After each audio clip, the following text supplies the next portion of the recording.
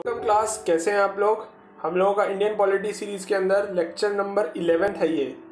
पुराने बाकी लेक्चर जो हैं ऊपर आपको मैं आई बटन में दे देता हूँ। तो हम लोग लास्ट क्लास में बात कर रहे थे CAG के बारे में। CAG तो उसके अंदर हम उनके फंक्शंस देख लिए थे। अब जो रिपोर्ट वो लोग बनाकर देते हैं तो PSC के पास जाती है, पब्लिक असेसमेंट कमेटी के पास। तो अब PSC का क्या काम होता है। PSC prepare summary of CAG report with the help of CAG। Summary report बनाती है। Hence CAG is called as eyes and ears of PSC। इसलिए CAG को कहा जाता है eyes and ears of PSC, functional watchdog और guardian of public purse या friend, philosopher and guide to the PSC। ठीक है, ये उसके अलग अलग और नाम है। अब PSC के अंदर 22 मेंबर्स होते हैं, जिसमें 15 लोकसभा के होते हैं और 7 राज्यसभा के होते हैं। इनके जो चेयरमैन होते हैं वो headed by the leader of opposition, जो दूसरी ऑपोजिशन पार्टी है वो हेड करते हैं। और ये JPC है, जॉइंट पार्लियामेंट्री कमेटी है, क्योंकि इसके अंदर बहुत लोकसभा और राज्यसभा दोनों आ रहे हैं। ठीक है ना, इसलिए जॉइंट पार्लियामेंट्री कमेटी है। नोट, एस्टीमेट कमेटी क्या होती है। इसमें 30 मेंबर्स होते हैं और ये सारे के सारे लोकसभा के अंदर होते हैं, इसलिए JPC तो कभी भी नहीं होगा क्योंकि दोनों हाउसेस तो आ नहीं रहे। एंड ये लार्जेस्ट कमेटी है पार्लियामेंट की। ठीक है, work on the estimation of budget, budget के एस्टिमेशन पर काम करते हैं।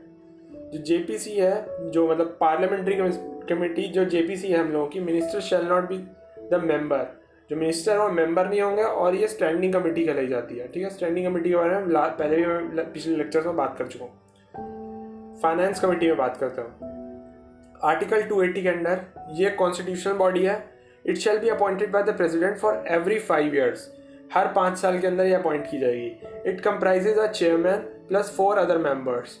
जो चेयरमैन होंगे shall be anyone who have vast experience in public affairs, and members can be high court judges or someone who is having exceptional knowledge of accounts and administration।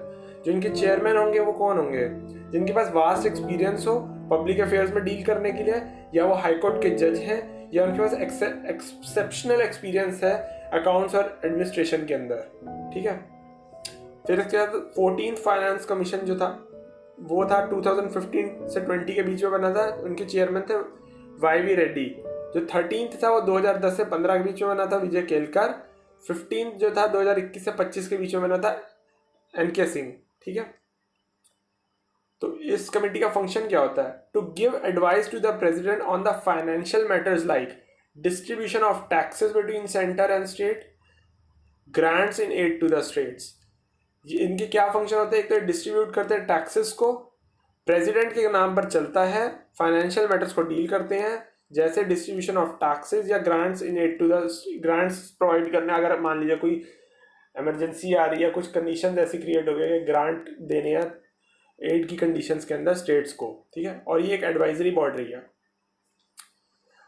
आप पुराने lectures, बिल्कुल पहले वाले लेक्चर सारे देखते रहिए, continuation में ही सब कुछ चल रहा है। ठीक है, और अगर चैनल पर नए हैं तो चैनल को सब्सक्राइब करना ना भूलिएगा यार। ठीक है, चलिए।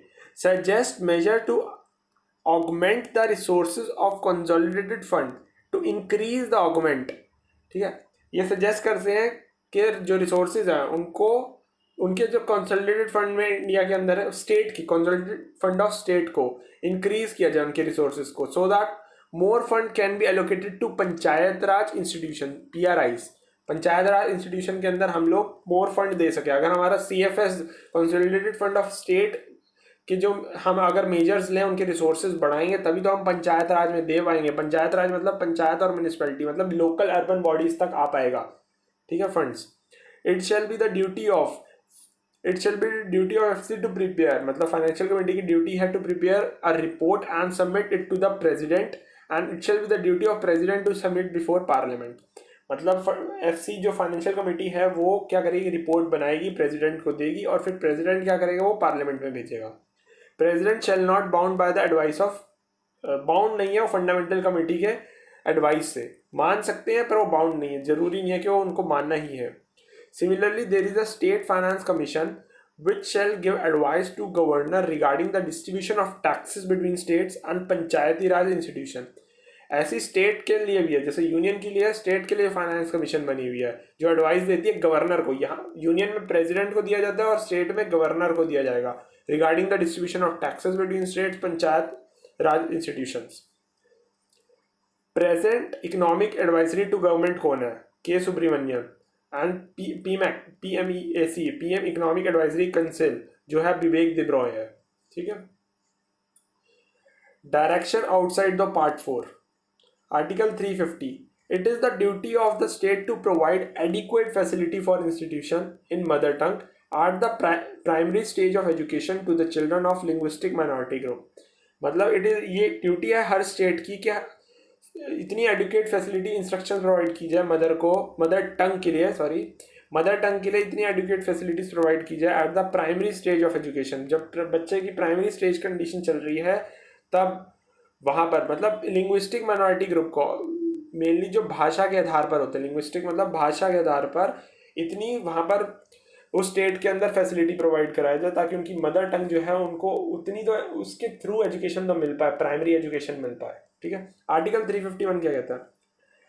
It shall be the duty of union to develop Hindi so that it shall become the language of expression of the composite culture of India. कि मतलब हिंदी को पूरे भारत के अंदर यूनियन की ड्यूटी है ये कि हिंदी को ऐसा become the language of expression होनी चाहिए जो हिंदी है। हमारी यहाँ पर नेशनल लैंग्वेज इंडिया के अंदर कोई भी नहीं है, ऑफिशियल लैंग्वेज कहा जाता है हिंदी को। Hindi is not a national language, it is just an official language, okay. तो स्टेट एग्जीक्यूटिव के अंदर कौन आता है? गवर्नर। आर्टिकल 153, यूनियन के लिए कौन आता है? यूनियन एग्जीक्यूटिव में प्रेसिडेंट, स्टेट एग्जीक्यूटिव में गवर्नर। आर्टिकल 153 के अंदर डिफाइंड है, there shall be a governor of each state, हर स्टेट का एक गवर्नर होना चाहिए। Oath shall be administered by chief justice of high court, इनको ओथ जो दिलाएंगे वो chief justice of high court दिलाएंगे। Governor shall be appointed by the president इनको अपॉइंट करेंगे और इनको रिजाइन भी प्रेसिडेंट को ही देना होगा। टेन्योर इनका 5 ईयर्स का होता है। Can't be impeach, only removed by president, इसमें इम्पीचमेंट प्रोसेस फॉलो नहीं होगा। पहले बहुत बार बता चुका है इम्पीचमेंट प्रोसेस लास्ट लेक्चर्स में, ये सिर्फ डायरेक्टली रिमूव किए जाएंगे प्रेसिडेंट द्वारा। He doesn't have security of tenure, security नहीं है, कभी भी निकाल सकते हैं। Serves as a pleasure of president के कहने पर काम करते हैं, ठीक है। अब इनका क्वालिफिकेशन क्या है? सिटीजन ऑफ इंडिया होने चाहिए, एटलीस्ट 35 ईयर्स ऑफ एज होनी चाहिए, नो ऑफिस ऑफ प्रॉफिट होना चाहिए। Note, governor can reserve a bill for consideration of president if he is satisfied that bill violets the constitution. अगर governor क्या एक bill बना सकती हैं और वो प्रेसिडेंट को दे सकती हैं, और अगर प्रेसिडेंट सेटिस्फाई हो जाए कि बिल वायलेट नहीं हो रहा कॉन्स्टिट्यूशन को, तो वो उसको अप्लाई कर लेंगे प्रेसिडेंट। इसी को कहा जाता है discriminatory power of that governor, मतलब अपने विवेक से। डिस्क्रिमिनेशनरी मतलब अपने विवेक से जो उनके अपने विवेक द्वारा पावर है, ठीक है। इसका सैलरी एक्सेट्रा जो डिसाइड होगी, अब ये स्टेट की है तो कंसोलिडेटेड फंड ऑफ स्टेट से आएगी। पार्डनिंग पावर का मतलब है but shall not power death sentence. इनके पास बाकी सारी पावर्स होती है। पार्डनिंग पावर मतलब कि सजा को रिड्यूस कर देना, कम कर देना, ठीक है, या खत्म भी कर सकते इवन तो सजा को, ठीक है, उसका पावर टेन्योर कम कर दिया, लेकिन ये डेथ सेंटेंस को नहीं रोक सकते गवर्नर जो होते हैं। Article 168, there shall be a legislative of each state comprising governor and 2 houses. हर स्टेट में एक गवर्नर होना चाहिए, जो लेजिस्लेटिव असेंबली है, लेजिस्लेटिव काउंसिल है, ठीक है, विधानसभा विधान परिषद, 2 हाउसेज होने चाहिए और एक गवर्नर होना चाहिए, ठीक है। लेजिस्लेचर के अंदर governor plus LA plus legislative council अब तक सिर्फ 6 स्टेट्स में है। यूनियन टेरिटरीज में लेजिस्लेटिव असेंबली है और लेफ्टिनेंट गवर्नर है, अपॉइंटेड जो होते हैं प्रेसिडेंट द्वारा। यूटीज के अंदर, स्टेट के अंदर ये है, यूटीज के अंदर LA ही रहेगी सिर्फ और लेफ्टिनेंट गवर्नर होंगे। और LA जो है दिल्ली, पौंडीचेरी और जम्मू एंड कश्मीर में, जब से अभी ये आर्टिकल 370 हटा था उसके बाद से जम्मू एंड कश्मीर को बना दिया गया। अभी जैसे नेक्स्ट इलेक्शन होंगे तो वहाँ पर नया लेजिस्लेटिव असेंबली बनेंगी, तो वो यूटीज आ चुकी है ना। चलिए, article 169, parliament can create abolish a legislative council in a state if state assembly passes a bill to that effect. President क्या कर सकते हैं? बना सकते हैं या ख़त्म कर सकते हैं एक लेजिस्लेटिव काउंसिल को किसी स्टेट में, if state assembly passes a bill to that effect, अगर स्टेट असेंबली पास कर दे उस बिल को। आर्टिकल 170 कहते हैं लेजिस्लेटिव असेंबली कॉम्पोजिशन कैसे है। It comprises not more than 500 and not less than 60 member. 500 से ज़्यादा नहीं होने चाहिए, 60 से कम नहीं मेंबर्स नहीं होने चाहिए। Elected directly by the people from the constituency in states and Anglo Indian nominated by the government of the state. मतलब जो आप लोग इन सभाओं के लिए आप लोग जो इलेक्शन में वोट देते हैं, जो आम जनता वोट देती है, वो इन्हीं को वोट देती है कि 500 से ज़्यादा मेंबर नहीं होने चाहिए और 60 से कम नहीं होने चाहिए। और जो एंग्लो इंडियन की पोस्ट है, जो कि अब हटने वाली है, नेक्स्ट हट चुकी है मतलब, तो एंग्लो इंडियन की पोस्ट जो है वो पहले नॉमिनेट की जाती थी प्रेसिडेंट द्वारा, टेन्योर क्या 5 years। Sikkim, Mizoram, Goa has less than 60 member in LA। UP has maximum member in that LA, 403 members है, ठीक है। लेजिस्लेटिव काउंसिल, आर्टिकल 171 के अंदर, the total strength of the council shall not exceed nearly 1/3 of the total strength of the assembly of that state and not less than 40। मतलब क्या है कि जो टोटल स्ट्रेंथ है काउंसिल की, वो 1/3 of the total strength of assembly of the state नहीं होनी चाहिए और 40 से कम भी नहीं होने चाहिए।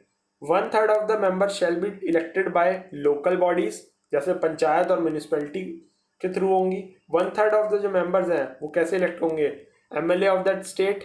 और 1/12 जो है from teacher constituencies. Teacher constituency कैसे, at least 3 years of teaching experience होना चाहिए एजुकेशन सिस्टम में, and not lower than secondary level, secondary level से कम नहीं होना चाहिए, ठीक।